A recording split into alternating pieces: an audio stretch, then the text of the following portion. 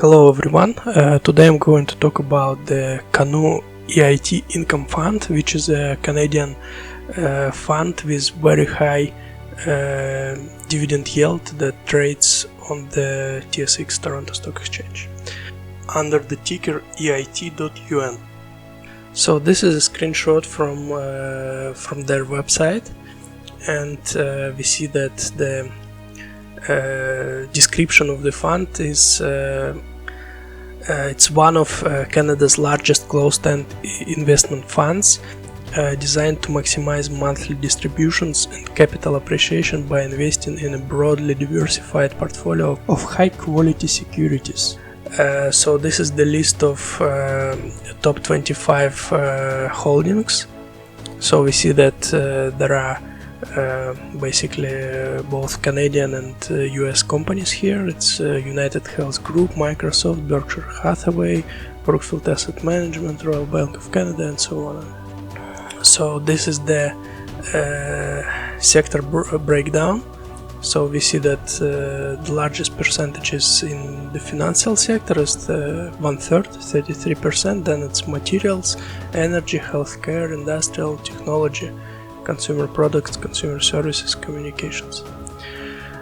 This is the asset mix, so it's 43%, 44% Canadian stocks and 38% US stocks and a little international equity. So the key people that are related to this fund. So first it's Rob Taylor. This is the portfolio manager of this fund. So here we see a screenshot from one of his interviews recently on the BNN Bloomberg channel. So this guy on the right is the portfolio manager. Then it's Darcy Halston. It's the CEO of the Canoe Financial, and Canoe Financial is the company that manages this fund. So like actually it manages also some other funds, but this fund in particular. And finally this guy Brett Wilson, which at least some time ago was a chairman of Canoe Financial, but at the moment I couldn't find him mentioned anywhere on the website. So maybe he is no longer a chairman, I'm not sure, but there was no chairman at all listed there, so I'm not sure if he still holds any position at the company, but at least in the past he did. And he is actually a very famous entrepreneur and businessman in Canada. I think at some time he participated in the Dragon's Den TV show. Okay, so if you turn to the advantages of this fund, so I see just one major advantage, and it's that it has very high dividend yield. So if you calculate based on the last price as of today, then the dividend yield is 13.09%, and if you calculate based on the price, like latest closing price in last year in 2019, then the yield is 11.53%. So we see that even before the coronavirus epidemic, the yield was already very high. So now we turn to the concerns about this fund, and basically I see two major concerns. So first is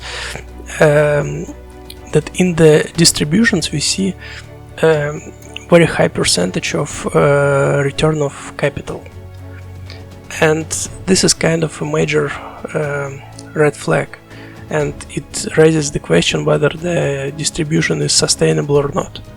And the return of capital is basically not the profit that they generated, but the return of the part of the original money that you invested.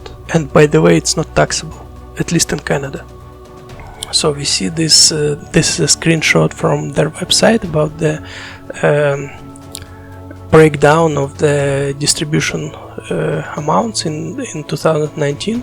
So which percentage of the distribution can be classified into each category, and we see that return of capital is 88%, and this is like not normal. So if you go to the previous years, we see that in 2018 it's 46% return of capital, in 2017 it's 48%, in 2016 it's 38%, and 2015 it's 29 or almost 30%. So especially in 2019 it's very high, it's like 88%, it's too much. In the previous years before that it was still high, but not that much. So the other issue that I see, another concern, is that in the last 2 years they significantly increased the number of units traded. So we see that in their financial statement that in 2015, 2016 and 2017 there were roughly the same number of units, 89 millions, 87 millions and 86 millions.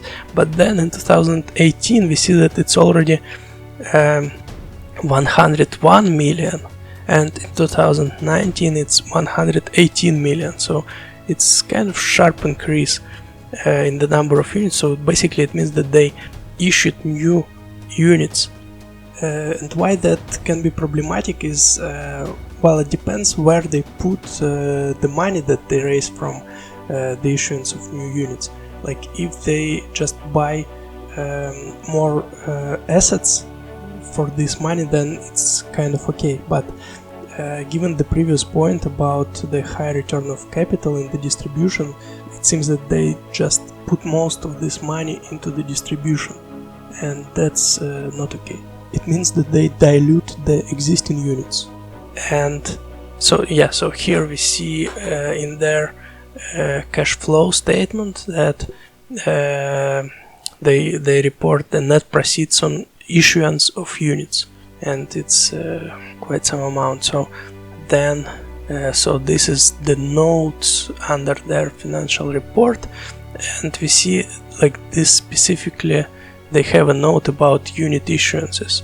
So it says that they issued 6.5 million units in February 2019, they issued 6.9 million units in May 2019, and then in July they established some at the market equity program, which they call ATM program, and basically then they issued units when they wanted. So basically what happened in the last 2 years is that they financed in large part their distribution to their shareholders by issuing new units of their fund. So that's how they managed to quote-unquote sustain their distribution. So then I found this text on the website about the sustainability. So like it says that how does the fund determine and support the distribution? Since inception, the fund has determined the distribution amount and assessed its sustainability based on the return generated from a variety of investment sources, blah blah blah blah blah. So they give some explanation, but it doesn't explain anything, so it's really an empty text. So as a final note, I do own some units of this fund, but I also have some concerns that I mentioned above, and like you make your own decision.